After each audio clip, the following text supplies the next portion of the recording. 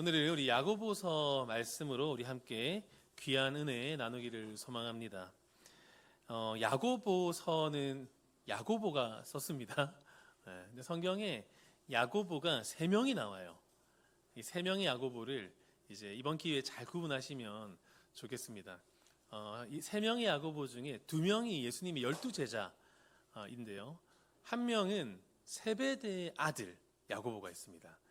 이 야고보는 지난주에 제가 말씀드렸던 그 예수님의 어떤 특별히 신임을 받았던 그 베드로와 야고보와 요한 할 때 그 야고보는 이제 세베대의 아들 야고보고, 놀랍게도 요한도 세베대의 아들이에요. 야고보와 요한은 형제죠. 그리고 이제 12제자 중에 또 한 명의 야고보가 있는데 알페오의 아들 야고보가 있습니다. 그래서 흔히 이야기할 때 이 세베대의 아들 야고보, 요한의 형제 야고보는 큰 야고보라고 하기도 하고, 또 이 알페오의 아들 야고보는 작은 야고보라고 불립니다. 그리고 나머지 한 명은 이제 예수님의 형제 야고보가 있습니다. 그 야고보가 오늘 야고보서를 기록한 분이세요. 그죠? 네. 정리되셨습니까? 예, 다음 주에 이제 시험을 이제 보도록 하겠습니다. 예, 열심히 준비하셔서 예, 추석 꼭 하셔야 됩니다. 오늘 본문은 우리가 좁게 보면 부자들이 이 재물을 자랑하는 것에 대한 경고로 이제 보이기 쉽지만, 조금 더 자세히 보면 이 단순한 물질의 문제가 아닙니다. 하나님의 주권을 인정하느냐 인정하지 않느냐, 하나님의 주권을 인정하는 사람처럼 사느냐 그렇게 살지 않느냐, 이 문제예요. 단순한 물질의 문제가 아니라 하나님의 주권에 대한 문제입니다. 특별히 오늘 본문에서 저에게 인상적인 구절은 바로 13절 시작 부분에 보시면 들으라 하고 시작한다는 거예요. 들으라. 이런 구절이 흔치는 않습니다. 어떤 가르침 전에 들으라 하고 시작하는 거예요. 이건 당연히 어떤 거겠습니까? 우리가 글로 보니 잘 실감이 나지 않지만 아마 눈앞에서 이 야고보의 우리가 육성을 듣는다고 생각을 하면 이렇게 들어라 속삭이는 게 아니겠죠.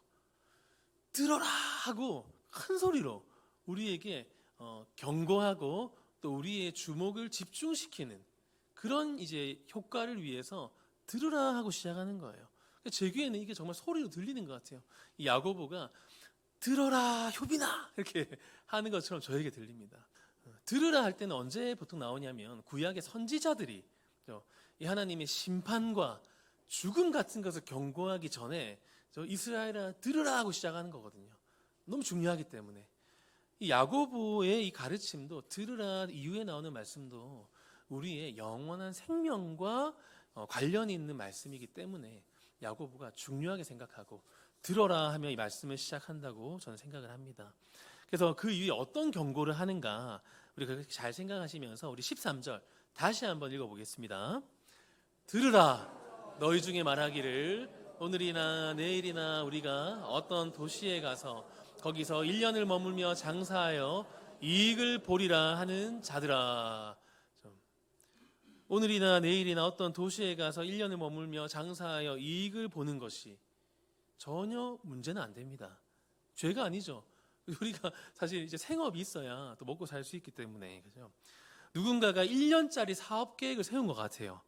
그리고 그 계획을 여기저기 말하고 다닙니다.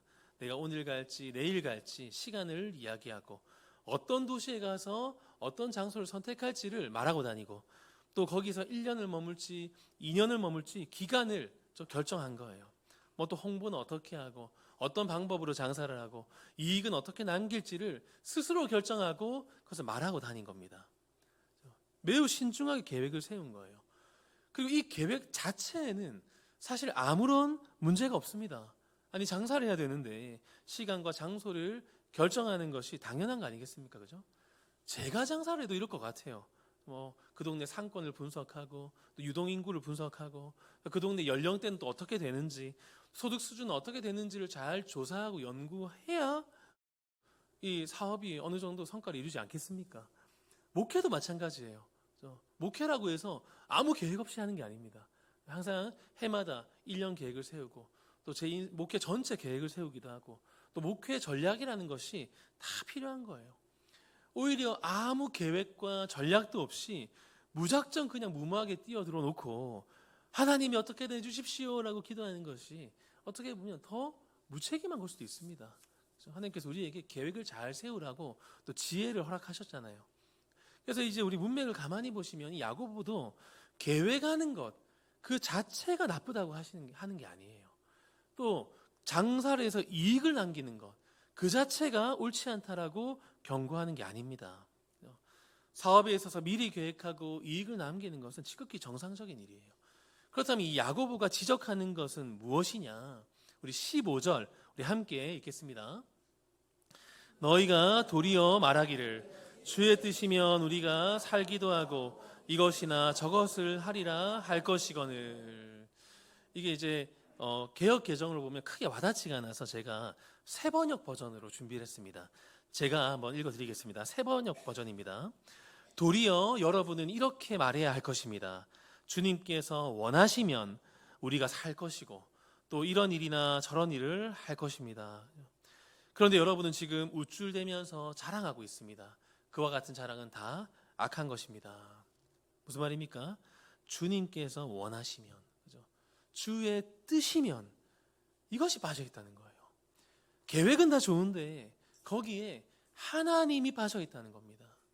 너희가 주의 뜻이면 살기도 하고 죽기도 하고 이익을 남길 수도 있고 이익을 남기지 못할 수도 있습니다라고 하나님의 주권을 인정해야 되는데 너희의 계획 앞이나 뒤에나 주의 뜻이면이 빠져 있다. 그리고 자신의 계획을 자신의 지혜를 막 이렇게 떠버리고 다니는 거예요. 16절 함께 읽겠습니다. 이제는 너희가 허탄한 자랑을 하니 그러한 자랑은 다 악한 것이라. 이 장사를 하려고 계획을 하고 있는 사람들이 주의 뜻에 대해서는 전혀 언급하지 않고 뭐라고 말하고 다닙니까? 내가 기가 막힌 사업 아이템을 발견했는데, 그렇죠? 내가 빠른 시일 안에 어디로 가서 내가 뭐 부산으로 가서 내가 서울로 가서 내가 홍보는 이렇게 할 거고 내가 이런 방법으로 이런 유통 경로로 이렇게 하면 이익이 엄청 많이 남을 건데 어떻게 너 같이 할래? 아니면 그죠? 내가 다녀와서 내가 한턱 쏠게. 꽤나 자랑을 하고 다닌 겁니다. 무엇이 문제입니까? 마치 이 모든 계획이 자기 손안에 있는 것처럼 자신의 생각대로 자신의 계획대로 마치 그대로 이미 이루어진 것처럼 확신하며 말하고 다니는 것, 이것이 문제라는 거예요.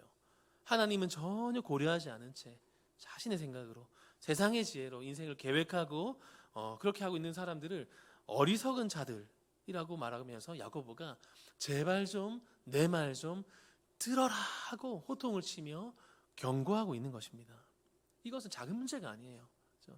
내가 내 인생 내 마음대로 계획하고 내 마음대로 결정해서 내 마음대로 사는 것, 이거 어떤 죄냐면 자신이 있어야 될 위치에서 벗어나서 누구 자리에 앉는 겁니까? 하나님의 자리에 앉는 죄예요. 하나님의 자리에 자기가 앉아서 마치 인생이 자신의 것인 것처럼 그렇게 말하고 행동하는 죄를 범한 겁니다. 하나님의 자리에 자기가 앉아 있는 거. 왜 그렇습니까? 내 인생이니까. 내 인생이니까. 내 인생 내가 주인이니까 그런 겁니다. 이게 죄라는 거예요. 다른 게 죄가 아니라. 그리고 인생의 여러 가지 선택의 그 순간 앞에서 하나님께서 무엇을 원하실까? 이것을 고민하지 않고 물어보지 않고, 그렇죠? 내 마음대로 어떤 모든 선택을 결정하는 것이, 이것이 죄죠. 우리 14절 우리 한 번 더 읽어보겠습니다. 내일 일을 너희가 알지 못하는도다. 너희 생명이 무엇이냐? 너희는 잠깐 보이다가 없어지는 안개니라. 우리가 내일 일을 알지 못한다라고 말씀합니다. 무슨 말입니까? 아무도 내일을 보장할 수 없다는 거예요. 내일을 보장할 수 없어요. 더 나아가서 무슨 뜻이겠습니까? 그만큼 그렇기 때문에 오늘이 중요하다는 거예요. 내일을 알 수 없기 때문에, 그죠? 오늘 지금 이 순간이 너무 중요하다는 겁니다. 그죠? 우리가 많은 일들을 계획하고 기대한다 할지라도 우리에게 주어진 시간은, 하나님께서 주목하시는 시간은 바로 오늘, 지금 이 순간이라는 겁니다. 그죠? 지금 어떻게 살고 있느냐. 주기도문에도 이러한 기도의 내용이 나오죠. 일용할 양식을 주시옵고.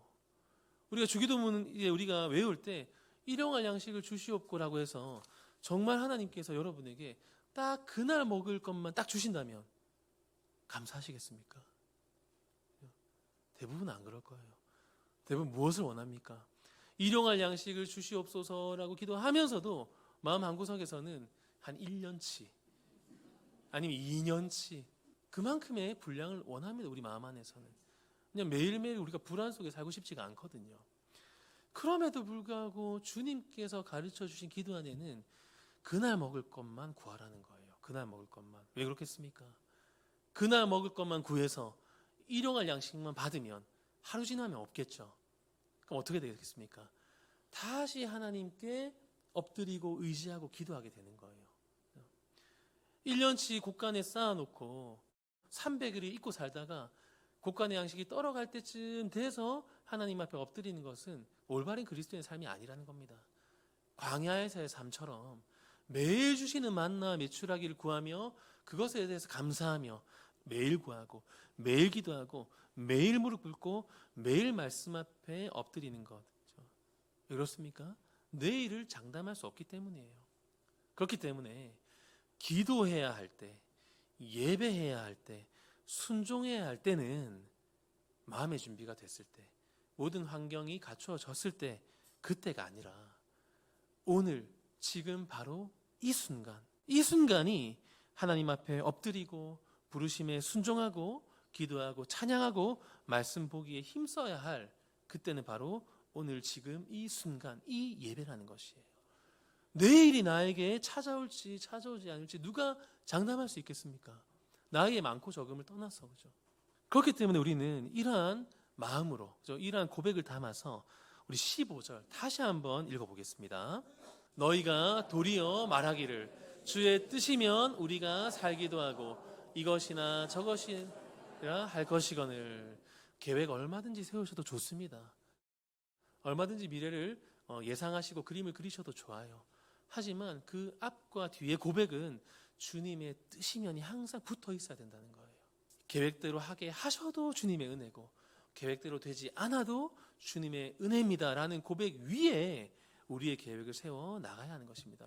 그래서 우리가 하나님의 뜻을 우리가 구하며 기도할 때 너무 거창하고 너무 거시적인 것만 생각할 때가 많아요. 하나님 뜻이라고 하면 마치 우리 인생 전체를 향한 하나님의 뜻, 우리 인생 전체가 어떤 하나님의 비전을 이루게 해달라고, 또는 어떤 큰 문제 앞에서만 하나님의 뜻을 구할 때가 너무 많은데, 하나님은 우리의 인생 전체, 물론 중요하지만 하나님께서 더 주목하시는 것은 우리가 오늘 하루, 지금 바로 이 순간, 이 예배를 어떻게 드리고 어떻게 살았는지, 거기에 하나님의 관심은 더 많으시다는 겁니다. 그래서 우리 말씀도 보시면 1년을 머물며 장사하여 이익을 보리라 하는 자들아 내일 일을 너희가 알지 못한다. 내일 일을 알지 못. 계획을 가지고 탓하시는 게 아니에요. 이 하루를 통해서 하나님의 뜻이 있기 때문에 하나님이 오늘 아침 우리에게 또 오늘 생명을 연장해 주신 줄 믿습니다. 우리가 1분을 살면 그 1분 동안에 하나님의 뜻이 있는 거예요. 1시간을 살아도 그 1시간 동안에 하나님의 뜻이 있는 겁니다. 1년을 살면 1년 동안 하나님의 뜻이 있는 거예요. 그래서 우리가 오늘 아침에 눈을 떴다라는 것은 오늘 하루 우리에게 기대하시는 하나님의 뜻이 있으시기 때문에 우리의 눈을 뜨게 하시고 두 발로 걷게 하시고 이 예배 가운데 나오게 하신 것임을 믿으시는 우리 모두가 되시기를 소망합니다. 그래서 우리가 하나님의 뜻을 구하며 하나님께서 원하시는 삶을 산다라고 할 때 인생 전체를만을 놓고 보지 마시고 오늘 이 하루를 하나님께 우리가 어떠한 삶을 올려드릴 것인가, 하나님께서 오늘 이 하루 내가 어떤 삶을 살기를 원하시는가, 이것을 우리가 절대 놓치면 안 된다는 거예요. 우리가 이런 마음을 가지고 17절도 한번 읽어보겠습니다. 그렇다면 오늘 하루를 위해서 오늘 하루 동안에 주님께서 우리에게 원하시는 것이 무엇인가 우리 함께 읽겠습니다. 그러므로 사람이 선을 행할 줄 알고도 행하지 아니하면 죄니라. 1년치 계획, 10년치 계획, 인생 전체의 계획이 중요한 것이 아니라 오늘 그 하루, 너에게 주어진 그 하루에 선이 무엇인지를 알고도 하나님께서 무엇을 원하시고 기뻐하시는지를 알면서도 행하지 않는다면 그게 죄라는 거예요. 도둑질하고 거짓말하고 다른 사람을 이렇게 해치고 그것만이 죄가 아니라 무엇이 선인 줄 알면서 하나님께서 무엇을 기뻐하시는지를 알면서도 행하지 않는다면 그게 죄다라는 거예요. 내 인생을 주님께 온전히 내어드리며 주님께서 기뻐하시는 선을 행하는 하루를 사는 것, 그것이 주님께서 우리를 주목하시고 우리에게 기대하시는 주님의 소망이라는 겁니다. 예수님도 누가복음에서 비슷한 말씀을 하십니다. 우리 누가복음 12장 16절부터 21절까지 길기 때문에 제가 읽도록 하겠습니다. 또 비유로 그들에게 말하여 이르시되 한 부자가 그 밭에 소출이 풍성함에 심중에 생각하여 이르되 내가 곡식 쌓아둘 곳이 없으니 어찌할까 하고 또 이르되 내가 이렇게 하리라 내 곡간을 헐고 더 크게 짓고 내 모든 곡식과 물건을 거기 쌓아두리라. 또 내가 내 영혼에게 이르되 영혼아 여러 해 쓸 물건을 많이 쌓아두었으니 평안히 쉬고 먹고 마시고 즐거워하자 하리라 하되 하나님은 이르시되 어리석은 자여 오늘 밤에 내 영혼을 도로 찾으리니 그러면 내 준비한 것이 누구의 것이 되겠느냐 하셨으니 자기를 위하여 재물을 쌓아두고 하나님께 대하여 부여하지 못한 자가 이와 같으니라. 어리석은 부자의 비유죠. 어떤 부자가 농사를 지었는데 풍년이 든 겁니다. 좋은 일이죠. 복받은 거예요. 풍년 자체는 좋은 일입니다. 얼마나 많은 곡식을 거두었던지 창고가 모자란 거예요. 그 순간 선택의 순간을 맞닥뜨리게 됩니다. 17절에도 보시면 쌓아둘 곳이 없으니 어찌할까 하고 고민하고 선택하는 순간이 찾아온다는 거예요. 부자나 우리나 마찬가지입니다. 우리 인생도 수많은 선택의 연속이에요. 그리고 그 선택이 쌓여서 우리의 인생을 결정하는 거죠. 그래서 우리가 이 선택의 순간을 쉽게 보면 안 됩니다. 언제나 우리 인생의 문제는 언제나 한 가지예요. 하나님이냐 세상이냐. 그 선택 가운데 우리는 고민하는 겁니다. 하나님께서 이 부자에게 은혜를 주신 게 분명해요. 복을 주신 게 분명합니다. 그래서 풍년을 맞이했어요. 엄청난 양의 곡식을 수확했습니다. 내 곡식 창고가 다 찼음에도 곡식이 남았을 때 선택의 순간이죠. 하나님께서 주목하시는 겁니다. 그래 너 어떤 선택을 할래? 남은 곡식으로 줄인 자를 위해서 나눠줄래? 아니면 창고를 더 지어서 더 많이 쌓아놓을래? 하나님께서 주목하고 계시죠. 이 부자는 고민하는 거예요. 여러분 이 고민을 한다는 것 자체가 원죄의 증거입니다. 원죄가 있기 전에는 에덴 동산 시절에는 고민이라는 게 없었어요. 고민할 게 뭐가 있어요? 하나님의 명령대로 하면 되는 겁니다. 언제 이 고민이라는 죄가 이 사람에게 들어왔습니까? 그 뱀의 유혹 앞에서 인류 최초의 고민이 시작된 거예요. 선악과를 먹을 것인가 말 것인가? 하나님의 말을 들을 것인가 뱀의 말을 들을 것인가? 인류 최초의 고민이죠.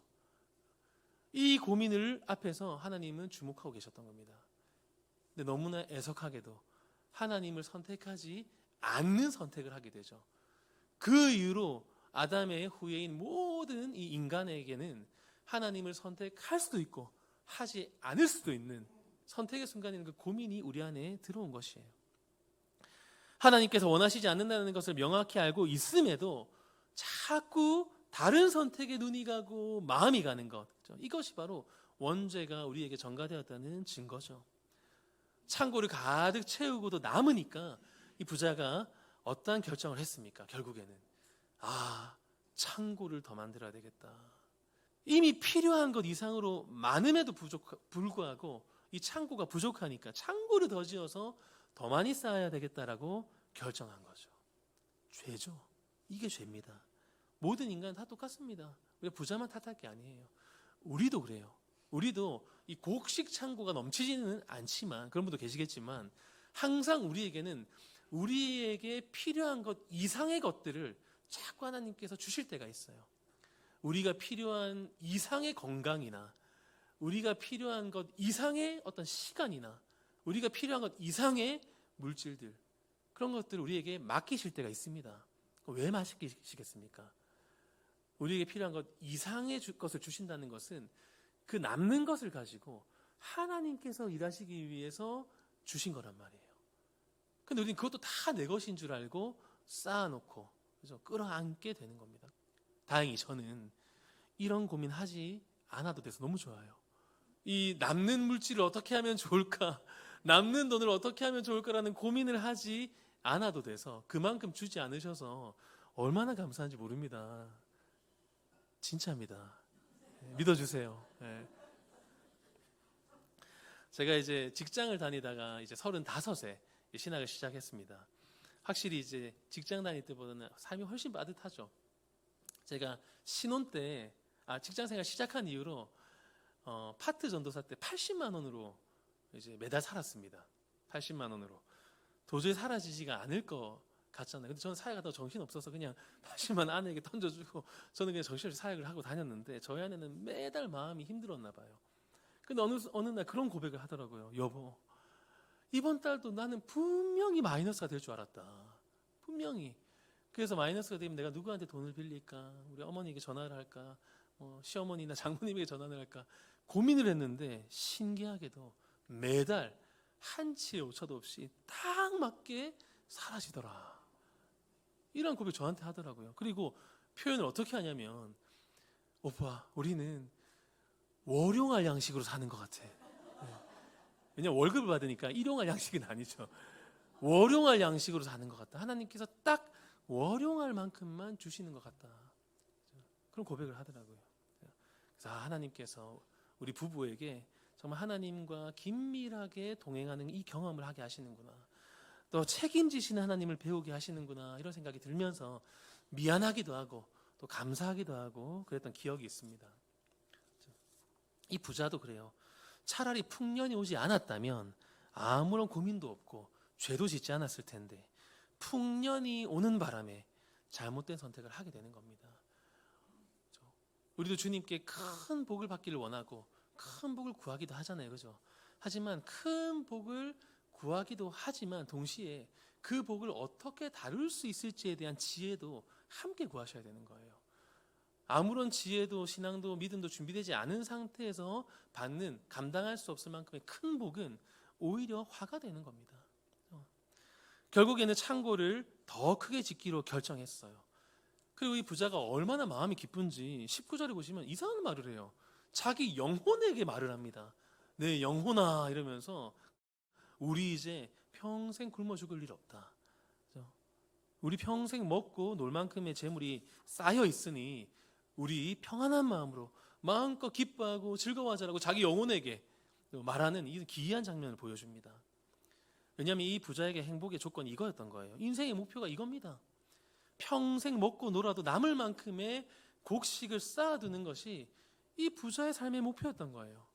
한간에 그런 말이 있더라고요. 들어보셨을지 모르겠지만 파이어족이라고 들어보셨습니까? 파이어족. 한때 굉장히 유행했었어요. 그래서 어떻게 하면 파이어족이 될 수 있는지 서로 막 노하우를 공유하기도 하고 또 파이어족 성공한 사람들 인터뷰를 하기도 하고 그런 것들이 많이 있었습니다. 파이어족이 뭐냐면 미리 모아놓을 수도 있고 아니면 계속해서 돈을 벌어다 주는 구조를 40 이전에 만들어서 빨리 은퇴하고 그죠? 남은 인생은 그냥 평생 먹고 놀 수 있게 만드는 이것이 굉장히 또 멋진 인생이고 이게 삶의 목표라고 서로 이야기하며 또 그런 사람들을 데리고 와서 강의를 듣고 서로 높여주고 세워주고 칭찬하는 그런 분위기가 한때 있었습니다. 파이어족. 얼마나 서글프고 빈곤하고 얼마나 초라한 인생의 목표입니까? 겨우 인생의 목표라고 하는 것이 그죠? 일찍 돈 벌어서 평생 놀고 먹는 거. 이게 또 막 서로 대단하다고 축혀 세워주는 세상인 거죠. 이 누가복음의 이 부자가 바로 어떻게 보면 2000년 전에 파이어족과 같은 거 아니겠습니까? 하지만 성경은 그것을 뭐라고 하죠? 죄라고 하는 거예요. 그것은 현명한 것이 아니고 그것은 능력 있는 것이 아니고 그것은 죄다. 그리고 그날 밤에 이 부자의 생명을 가져가실 것이라고 말씀합니다. 그 부자를 향해서 어리석은 자라고 칭하시죠. 창고를 확장하면서까지 쌓아놨던 그 곡식이 이제 그러면 누구의 것이 되겠느냐고 물으시는 겁니다. 그 부자는 자신이 오래오래 행복하게 살 줄 알았겠죠. 하지만 이 부자에게 허락된 시간은 그날 하루뿐이었던 겁니다. 그리고 더 무서운 사실은 그 사실도 하나님만 알고 계시는 거예요. 이 부자는 모르고 있는 겁니다. 우리도 인생을 살면서 많은 것을 계획하고 또 미래를 꿈꾸며 살아갑니다. 그 계획과 꿈과 비전 자체는 좋은 거예요. 문제가 없습니다. 하지만 중요한 게 뭐겠습니까? 그 계획 안에 주님의 뜻이면이라는 고백이 있는가? 또 젊으신 분들은 아마 노후 대책을 나름대로 또 세우며 살아갈 겁니다. 은퇴 이후에 기본적인 삶을 살기 위해서 누구나 다 노후 대책을 고민하고 또 나름대로의 계획을 세우죠. 물론 노후 대책도 중요하고 계획을 잘 세워야 됩니다. 하지만 그보다 더 중요한 게 있어요. 우리는 노후로 끝나는 게 아닙니다. 우리 인생은 노후로 끝나는 것이 아니라 노후 이후에 뭐가 있나요? 사후가 있는 거예요. 노후 이후에 사후가 있는 겁니다. 우리는 노후 대책만 세워서는 안 되고 사후 대책도 세워야 되는 거예요. 사후 대책도. 그 사후 대책은 언제 세우느냐? 그 사후는 언제 준비하느냐? 지금 이 순간 준비한다는 겁니다. 우리가 이 오늘을 어떻게 살았는지에 따라 우리의 사후가 결정되는 겁니다. 우리 인생 전체만을 바라보며 순종할 때를 자꾸 연기하고 연장하고 보류해서는 안 되는 거예요. 그건 어리석은 자입니다. 우리가 오늘 이 하루, 이 시간, 이 예배를 하나님과 상관없이 보낸다면, 오늘 내가 선을 행하지 않는다면, 내 인생을 내가 주인공인 것처럼 오늘 하루 지금 그렇게 산다면 우리는 이 어리석은 부자와 다름없는 인생을 사는 것이죠. 우리 인생이 끝나면 우리 모두가 다 하나님 앞에 서게 될 것이고, 하나님께서 우리에게 따져 물으시는 것은 인생 전체가 아니라 하루하루를 어떻게 살았는가, 그 하루하루를 선으로 채우지 못했던 그 시간들을 하나님께서 낱낱이 심판하실 것이라고 오늘 말씀은 우리에게 가르치고 있는 겁니다. 다소 무거운 주제죠. 오늘 제가 아침에 이제 교회를 가려고 이제 밖으로 나오니까 하늘이 너무 맑고 날씨가 너무 좋더라고요. 이 날씨 맑고 좋은 날에 저도 이런 무거운 주제로 설교하고 싶지 않습니다. 하지만 이 또한 성경이 있기 때문에 제가 또 안타깝게도 봐버린 거예요, 이 말씀을. 그렇죠? 성경에 정확하게 명시되어 있고, 또 야고보가 우리에게 들으라라고 외치면서까지 우리에게 너무나 간절히 알려주시고자 하는 이 진리를 제가 이 좋은 날씨에도 불구하고 전할 수밖에 없었음을 이해해 주시기 바랍니다.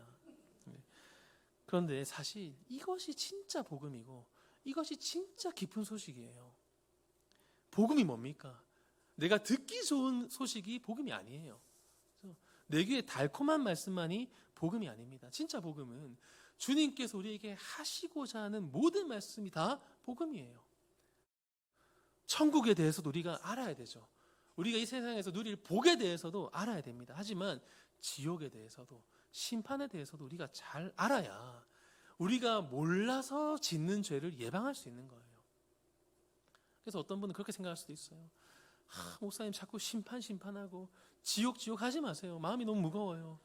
내가 삶이 팍팍해서 교회에 와서 위로 좀 받으려고 왔는데 너무 무겁고 무서운 말씀을 하지 마시고, 아니 성경 보면 좋은 말도 많은데 그런 말씀을 해주십시오라고 생각하시는 분이 안 계시길 바라지만, 성경에는 분명히 지옥과 심판에 대한 말씀이 있고, 또 놀랍게도 가장 많이 언급하신 분이 바로 예수님입니다. 예수님. 여러분, 지옥이라는 이 개념이, 심판이라는 개념이 구약에서는 생각보다 희미합니다. 예수님이 오셔서 이 천국과 지옥과 낙원과 음부에 대해서 예수님이 오셔서 명확하게 정리해 주신 거예요. 심판이 있다라고 예수님이 명확하게 말씀하십니다. 그럼 예수님이 우리를 겁주시려고, 우리 마음 무겁게 하시려고 그렇게 말씀하시는 게 아니겠죠. 우리를 겁주시려고 하신 말씀이 아니라 우리에게 복 주시려고 하신 말씀임을 우리가 믿으시기를 소망합니다. 이 놀랍고 두려운 사실을 알아야 우리가 돌아갈 기회를 붙잡을 수 있는 거예요. 그래서 돌아갈 수 있는 기회를 붙잡고 돌아가는 것이 복이지 뭐가 복이겠습니까? 아예 모르고 아무것도 모른 채로 눈 가리고 절벽으로 달려만 가고 있는 우리에게 야고보가 들으라 하고 복음을 우리에게 전하고 있는 것입니다. 그래서 우리가 한번 우리의 삶을 살펴보기를 원해요. 우리가 지금 붙들고 추구하고 있는 것들, 내 곳간에 쌓아놓고 있는 것들이 과연 영원한 것인가? 그죠? 내가 천국 갈 때 가지고 갈 수 있는 것들인가? 아니 하다못해 내가 내일 이것을 누릴 수 있다고 내가 장담할 수 있는가? 그렇다면 어떻게 하면 좋겠는가라고 오늘 말씀은 우리에게 질문합니다. 그리고 이 오늘이라는 시간을 나에게 주신 그 하나님의 목적은 무엇인가? 이것을 우리가 깊이 고민하고 또 절감하는 가운데 우리가 오늘 하루라는 이 날을 선물하신 그 이유를 우리가 깨닫고, 그죠? 우리가 밤에 잠들기 전에 이런 마음으로 잠들면 얼마나 좋겠습니까? 그래, 내가 오늘 하루 이 정도 살았으면 내가 내일 아침에 눈 뜨지 못해도, 내가 내일 아침에 주님 만나도 나는 미련이 없어. 내가 오늘 하루 이 정도 살았으면 내가 할 수 있는, 내가 베풀 수 있는 모든 선은 베풀었기 때문에 내가 내일 눈을 뜨지 못해도 나는 기쁨으로 주님을 맞이할 수 있어. 이런 마음으로 편안하게 잠드시는 우리 모두가 되시기를 소망합니다. 그래서 우리는 노후만 바라보지 마시고 사후를 바라보며 진정한 사후 대책, 사후 대비, 사후 준비를 잘 세워가시는 우리 모두가 되시기를 소망합니다. 인생 전체를 바치겠다, 이것은 그 다음 문제예요. 오늘 하루를 주님을 위해서 살아내시고 이 한 예배를 주님께 온전히 드리는 예배로 올려드리시고 또 주님 기뻐하시는 하루를 살아내고 날마다, 그렇죠? 내일로 미루지 마시고 오늘 이 순간 선을 행하고 구제를 하고 또 서로 사랑하고 또 용서하고, 용서도 미루시면 안 됩니다. 용서하고 화해하고 또 서로 화목해 하고 또 주님 앞에 충성된 일꾼으로 매일매일 오늘 하루 지금 이 순간을 살아내시는 저와 우리 모두가 되시기를 주님의 이름으로 간절히 소망합니다. 아멘. 기도하겠습니다.